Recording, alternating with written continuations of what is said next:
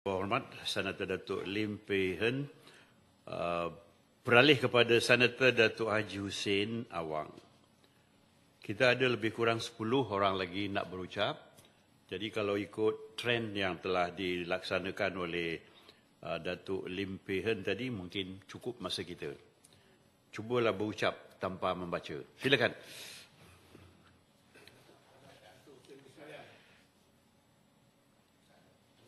Datuk Haji Hussein? Oh, tak ada. Kita boleh langkau dulu. Tuan Muhammad Hasbi Muda. Ada? Ada. Terima kasih Tan Sri Yang di-Pertua atas peluang yang diberikan untuk saya turut mengambil bahagian dalam perbahasan titah diraja ini. Bismillahirrahmanirrahim. Alhamdulillahirrabbilalamin. Wassalatu wassalamu ala asyrafil anbiya'i wal mursalin wa ala alihi wa sahbihi ajma'in. Assalamualaikum warahmatullahi wabarakatuh dan salam sejahtera. Terlebih dahulu saya ingin merakamkan ucapan menjunjung kasih kepada Kebawah Duli Yang Maha Mulia Seri Paduka Baginda Yang di-Pertuan Agong As-Sultan Abdullah Riayatuddin Al-Mustafa Billah Shah Ibni Almarhum Sultan Haji Ahmad Shah Al-Musta'in Billah di atas titah baginda di istiadat pembukaan penggal kedua Parlimen ke-15. Kecanaan yang dizahirkan oleh Kebawah Duli Yang Maha Mulia Tuanku terhadap isu-isu dan permasalahan rakyat serta usaha-usaha untuk mengatasinya sudah tentu ditekuni dan dihayati oleh semua ahli Dewan Negara. Sebelum saya melanjutkan perbahasan pada petang ini, saya juga ingin mengambil kesempatan ini untuk merakamkan ucapan menjunjung kasih kepada Kebawah Duli Yang Maha Mulia Tuanku di atas perkenan baginda dan pelantikan saya selaku ahli Dewan Negara yang baru. Saya juga ingin merakamkan penghargaan kepada Yang Amat Berhormat Perdana Menteri dan pucuk pimpinan parti saya, Parti Amanah Negara, di atas kepercayaan yang diberikan ini. Saya menginsafi yang amanah yang berat ini ialah suatu taklif ataupun tanggungjawab dan bukannya tashrif dengan izin Tan Sri, bukannya penghormatan ataupun kemuliaan. Dan saya juga melihat bahawa inilah satu kepercayaan daripada... Tapi Yang Berhormat, mungkin kita tak lupa ya, kita di sini sebab orang suka kita. Betul Tan Sri. Saya juga melihat bahawa inilah satu kepercayaan daripada kerajaan kepada generasi muda untuk turut sama terlibat aktif dalam menjayakan Malaysia Madani ini, khususnya untuk menggubal dasar di peringkat Dewan yang tertinggi ini.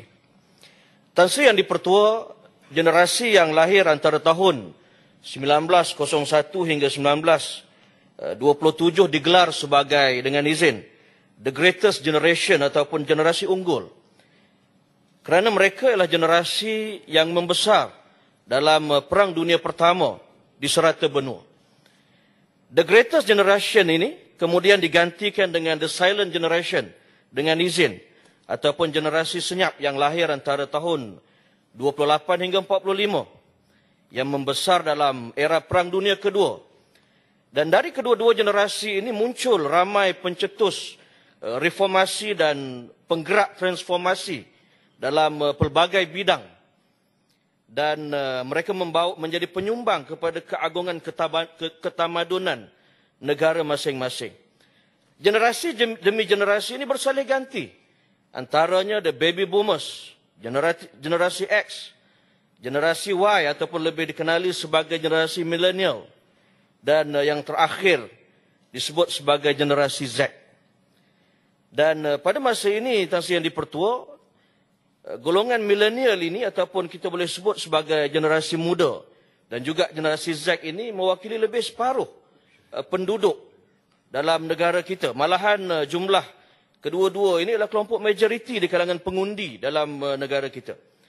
Kalau tak silap saya, sekitar 59% daripada pengundi dalam pilihan raya yang lepas ialah yang berusia antara 18 hingga 40 tahun. Dan saya percaya juga kerajaan Madani pada hari ini menyedari hal ini. Dan alhamdulillah dalam dewan ini juga saya percaya bahawa bukan saya sajalah, bukan hanya saya daripada golongan muda yang diberikan amanah untuk sama-sama di sini. Berbanding dengan berbanding dengan generasi unggul ataupun dengan generasi senyap ini yang dibekalkan dengan cabaran sebenar di zaman kanak-kanak dan belia mereka, milenial perlu bertungkus lumus memperkaya bacaan serta memperkaya pergaulan antara generasi untuk merasai dan menyentuh penjiwaan itu. Generasi ini tidak lagi boleh bergantung kepada pengaruh, kuasa, nama hebat ataupun kenangan datuk dan nenek moyang mereka, tetapi mesti berbekalkan kepada hikmah. Pembacaan kehidupan berasaskan sejarah, penalukan pengetahuan yang mendalam, serta kebolehan menentukan masa depan dan cita-cita yang mereka kehendaki.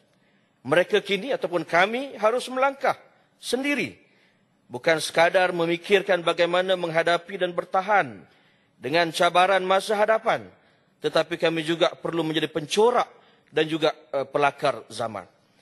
Generasi milenial perlu segera dipersiapkan, di samping mereka mempersiapkan diri mereka untuk memikul beban dan tanggungjawab utama negara dalam menentukan tamadun dan kelangsungan perjuangan bangsa Malaysia yang bermaruah dan bertamadun tinggi. Generasi milenial dan generasi Z di negara ini walaupun tidak lagi berdepan dengan peperangan fizikal seperti era penjajahan dahulu, tetapi peperangan pada masa ini yang tidak dapat dilihat dengan mata kasar ada amat getir dan mencabar sekali. Jika dahulu kita mungkin boleh mengenali musuh dalam bentuk penjajah British atau Jepun atau komunis, Belanda atau Portugis, tetapi musuh pada hari ini mungkin dengan mudah menyelinap di kalangan kita sendiri. Tan Sri Yang di-Pertua, sengaja saya membawa kita semua melihat dari jendela generasi ke generasi ini supaya kita lebih memahami cabaran dan perbezaan antara generasi yang mungkin majoritinya di kalangan orang-orang lama yang berpengalaman dengan generasi kami, generasi muda yang cabarannya sudah tentu berbeza. Dan alhamdulillah bahwa Duli Yang Maha Mulia Tuanku dalam titah diraja telah menyentuh dengan begitu mewah sekali dan memberikan penekanan kepada generasi muda ini, khususnya dalam usaha untuk memperkasa para belia dan juga generasi muda di Malaysia. Tan Sri Yang di-Pertua, sebagaimana kita tahu, golongan muda, golongan belia pada hari ini berdepan dengan cabaran yang hebat, yang berbeza. Kalau kita lihat secara kasar sendiri, dalam tempoh 15 tahun, harga rumah yang golongan pertengahan beli umpamanya rumah semi-D, kalau 15 tahun yang lalu di tempat saya di Dungun, kita boleh dapat rumah semi-D ini dengan harga bawah 100,000. Ada 80,000, 90,000. Tetapi dengan spek yang sama, spesifikasi yang sama, di tempat yang tidak jauh berbeza, nilai rumah itu sudah mencecah 3 kali ganda. Dan pada masa yang sama, pendapatan ataupun gaji permulaan ataupun gaji bagi golongan belia ini, perbezaannya itu tidak begitu besar. Malahan mungkin tidak ada beza antara 15 tahun dengan sekarang ini. Dan kalau kita lihat juga ramai yang terpaksa bekerja dalam bidang yang tidak setimpal dengan kelulusan mereka. Ada yang terlibat dengan gig economy yang sudah tentulah tidak memberikan jaminan kepada prospek pekerjaan yang baik kepada generasi muda. Walau bagaimanapun, saya percaya bahawa kerajaan di bawah Yang Amat Berhormat Perdana Menteri dengan Malaysia Madani ini memberikan perhatian kepada generasi muda dengan beberapa dasar-dasar yang insya-Allah boleh membantu generasi muda untuk lebih baik. Di sini ada beberapa perkara juga yang ingin saya utarakan agar Dewan Negara kita pada hari ini boleh bersetuju dengan beberapa cadangan. Saya ambil contoh umpamanya, bagi belia yang berasal daripada luar bandar, yang mungkin peluang pekerjaannya agak terhad, biasanya mereka akan berpindah ke kawasan bandar. Walau bagaimanapun, kos sara hidup yang begitu ketara berbeza di kawasan bandar itu menyebabkan sebahagian daripada mereka juga tidak boleh mengadaptasi di kawasan bandar. Kalau boleh dicadangkan untuk kerajaan pada masa ini dan akan datang untuk memberikan penekanan yang berganda kepada sektor pertanian. Sebagaimana disebut oleh rakan ahli Dewan Negara tadi, dalam soalan tadi, bagaimana untuk sektor agro makanan, sektor pertanian ini diremajakan supaya kelihatan lebih menarik untuk disertai oleh generasi muda. Kemudian seterusnya dalam acap kali juga kita dengar tentang isu TVET dan alhamdulillah kita difahamkan bahawa akan ada kerjasama di kalangan syarikat-syarikat JLC seperti TNB, Sime Darby dan sebagainya supaya isu mismatch di kalangan dalam pasaran buruh ini dapat kita selesaikan. Dan saya juga menyambut baik inisiatif yang dibuat oleh kerajaan, walaupun bagi kita mungkin ianya suatu inisiatif jangka pendek ataupun inisiatif yang kecil, mungkin umpamanya program payung rahmah seperti menu rahmah mungkin menjimatkan berapa ringgit saja. Tetapi inisiatif-inisiatif sebegini yang saya lihat pun dah diperluaskan dengan jualan rahmah, kafe rahmah, package baju Melayu rahmah pun ada dan segala macam. Ini walaupun mungkin bagi kita kecil, tetapi bagi generasi muda, khususnya yang baru masuk alam pekerjaan ini, penjimatan itu besar bagi kami golongan muda. Tan Sri Yang di-Pertua, satu perkara yang saya fikir menarik yang disentuh oleh Bawah Duli Yang Maha Mulia Tuanku ialah soal literasi kewangan ataupun celik kewangan di kalangan orang belia. Dan kita akui bahawa kerajaan telah mengambil langkah-langkah yang perlu. Tetapi kalau boleh dicadangkan kepada kementerian yang berkaitan, khususnya Kementerian Pendidikan, Kementerian Pengajian Tinggi juga dilibatkan secara aktif dalam proses pendidikan ataupun literasi kewangan ini. Sebab kita tengok kebanyakan literasi kewangan ini, dia seolah-olah diberikan kepada golongan yang dah terhantuk baru tengadah. Golongan yang dah, orang kata, dah terjebak dengan penipuan, dengan skema dan sebagainya. Mereka inilah barulah tergopoh-gapah mencari di mana boleh mereka belajar dengan AKPK dan sebagainya. Tetapi bagi saya, pendidikan ataupun literasi kewangan ini perlu dimulakan seawal di peringkat sekolah rendah lagi. Biar mereka faham. Kerana kalau kita tengok sekarang ni, kes bagaimana skema orang boleh tipu dengan jumlah yang puluhan ribu, ratusan ribu, bukan pada orang-orang yang tak ada pendidikan. Di kalangan pensyarah universiti juga mereka terjebak. Di kalangan profesor juga mereka boleh tertipu. Maknanya, celik kewangan di kalangan masyarakat kita ini pada masa ini masih berada pada tahap yang rendah.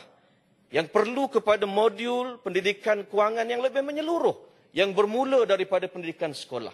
Kalau nak mula daripada tadika mungkin awal sangatlah. Tapi saya ingat di sekolah rendah itu munasabah. Mungkin selitkan dalam modul kita. Dan di peringkat sekolah menengah itu saya cadangkan ada bab khusus untuk pendidikan kewangan ini. Saya sebutkan Tuan Tan Sri Yang di-Pertua kerana literasi kewangan ini, kalau sesetengah orang ataupun antara faktor berlakunya rasuah umpamanya, antara faktornya bukan kerana pendapatan tak cukup. Rasuah ini juga berlaku, khususnya setengah penjawat awam. Kalau kita rujuk, saya sebelum bahas saya sempat rujuk ada satu perkongsian oleh seorang bekas magistrat yang terlibat dengan rasuah dan sekarang ini menjadi penceramah untuk mendidik masyarakat kita bahaya rasuah. Dia sebutkan bahawa salah satu punca rasuah ini berlaku ialah kerana buta kewangan ataupun tidak celik kewangan di kalangan masyarakat kita. Pendapatan mungkin cukup 5,000, 8,000. Tetapi kegagalan menguruskan kewangan itu menyebabkan tak cukup bagi dia dan menyebabkan dia mungkin iman nipis dan sebagainya, terjebak dengan budaya rasuah dan sebagainya. Dan satu perkara yang kebimbangan yang mungkin jarang disebut di luar ialah tentang kalau kita tengok simpanan rakyat masyarakat kita di KWSP umpamanya didedahkan 42% pencarum di KWSP, jumlah simpanan mereka bawah 5,000. Ataupun di kalangan Bumiputera, KWSP satulah yang amanah saham Bumiputera yang kita tahu, yang ditubuhkan untuk memperbaiki keseimbangan pegangan ekuiti di kalangan Bumiputera dengan bukan Bumiputera ini. Walaupun hebat kita dengar jumlahnya besar dan sebagainya, tetapi yang memiliki simpanan dalam ASB melebihi 500,000 hanyalah berjumlah 0.24% daripada jumlah keseluruhan penyimpan di ASB. Jadi maknanya keadaan ini bagaimana dengan lebih 90% yang simpanan mereka itu hanya sekadar simpan. Hanya sekadar buat syarat, orang lain simpan, kita pun simpan. Tetapi manfaat satu institusi yang besar ini hanya dapat diberikan kepada ataupun hanya dapat dinikmati oleh segelintir kecil, yang sangat kecil, iaitu lebih kurang 0.24%, tak sampai 1%. Dan program-program celik kewangan dan kesedaran ini perlu diketengahkan untuk mengurangkan risiko berlakunya muflis di kalangan belia khususnya. Dan ini pun kita tahu data yang cukup besar, dan saya sambut baik hasrat kerajaan kita untuk miskin tegar, menoktahkan miskin tegar. Miskin tegar ini kita perlu segera noktahkan, dan kita juga harap isu muflis belia di dalam negara kita juga ini dapat kita noktahkan. Saya sebutkan contoh KWSP dan ASB ini hanya untuk memberikan gambaran bahawa dua instrumen pelaburan dan juga tempat kita jaringan sosial kita untuk lepas bersara dan sebagainya ini, kalau kita tidak teliti ataupun kita tidak perhalusi, maka ia akan hanya memberikan satu jaringan sosial kepada segelintir kecil saja di kalangan rakyat kita. Tan Sri Yang di-Pertua, saya juga ingin menggunakan peluang ini untuk membangkitkan, sebab kita dipahamkan tentang skim rumah pertamaku yang memberikan manfaat kepada ramai orang muda ini, dilaporkan akan ditamatkan bermula 1 April. Jadi saya minta daripada kementerian yang berkaitan, apa sebab skim yang begitu baik ini ditamatkan. Saya faham ada skim baru yang diwujudkan, SJKP dan sebagainya, tetapi ianya berbeza dari sudut kumpulan sasar ataupun mereka yang akan memanfaatkan itu berbeza. Dan Yang di-Pertua, pada pilihan raya yang lepas, kita tahu episod pertama kali negara kita tidak ada parti ataupun coalition parti yang berjaya memperolehi majoriti mudah, simple majority, untuk membentuk kerajaan di peringkat persekutuan. Walau bagaimanapun, alhamdulillah dengan kebijaksanaan ke bawah Duli Yang Maha Mulia yang telah mencadangkan sebuah kerajaan perpaduan dibentuk, akhirnya membawa negara kita keluar daripada kekalutan keadaan pada waktu itu. Dan bayangkan, kalau kita terpaksa melaksanakan semula pilihan raya umum, sekurang-kurangnya 1 bilion akan terbazir dengan begitu sahaja. Itu belum tentu kerajaan baru sekiranya dibuat pilihan raya itu boleh dibentuk. Dan dibangkitkan juga dalam ucapan, dalam titah tuanku beberapa kali soal perpaduan, dan ada rakan-rakan ahli Dewan Negara juga menyebut tentang isu ini.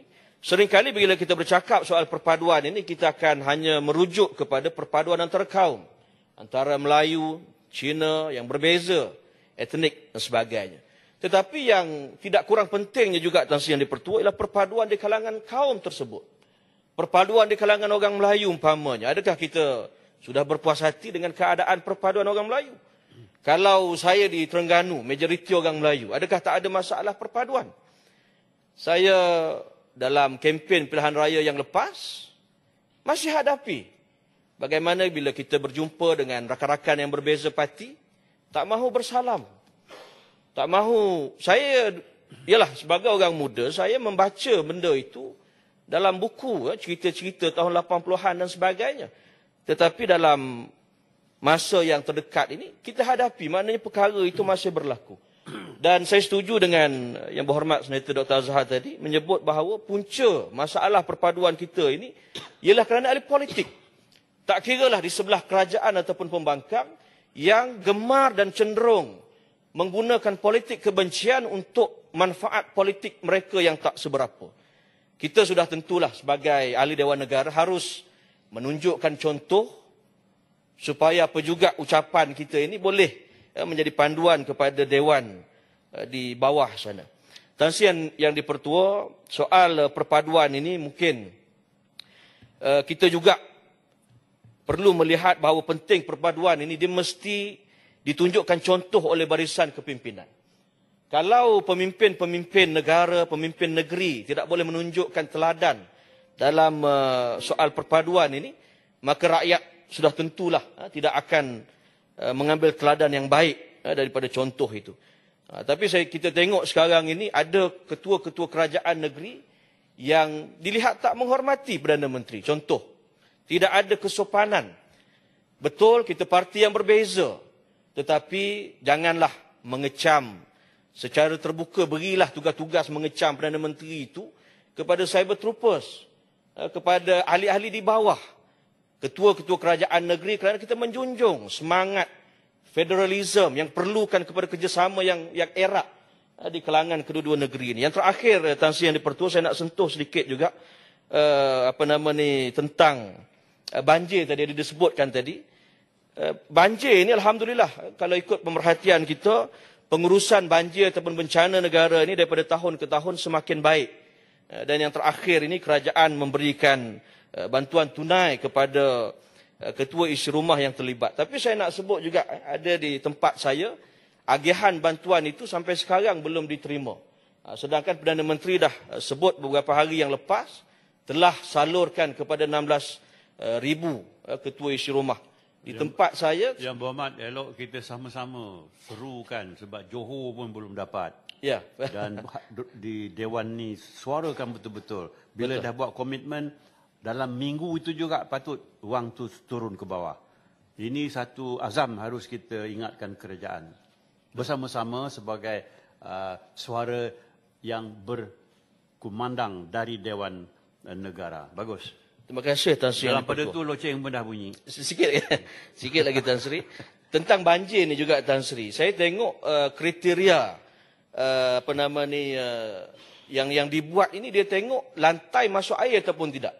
Sedangkan macam kalau beza, saya minggu lepas saya pergi ke Seri Gading. Seri Gading ni kawasan yang jarang kena banjir Tan Sri. Jadi bila jarang kena banjir, saya tengok kebanyakan rumah-rumah dia itu sama aras dengan tanah. Jadi bila datang air tinggi tumit pun rumah-rumah dah habis lantai dan sebagainya. Tapi di Terengganu Tan Sri, kebanyakan rumah-rumahnya agak tinggi. Walaupun banjir mencecas pinggang, kadang-kadang lantai, tetapi mereka ini juga sama-sama maknanya menderita, terpaksa berpindah, terpaksa sebagainya, tetapi mereka tak dapat bantuan. Jadi kita minta kepada kerajaan untuk melihat balik kriteria ini, jangan terlalu generalisekan. Sebab mangsa-mangsa ini walaupun lantai mereka tak kena banjir itu, tapi kerosakan di luar rumah, mungkin di kawasan dapur ataupun tandas mereka juga itu besar dan menuntut dan kerugian yang agak besar yang mereka terpaksa hadapi. Tan Sri yang dipertua, saya ingat itu dulu. Terima kasih Tan Sri yang dipertua, saya mohon menyokong. Alhamdulillah, terima kasih dan tahniah pada Senator Tuan Muhammad Hasbi Muda yang menggabungkan olahan teks dan tidak menggunakan teks sebanyak-banyak seperti yang lain. Saya jemput sekarang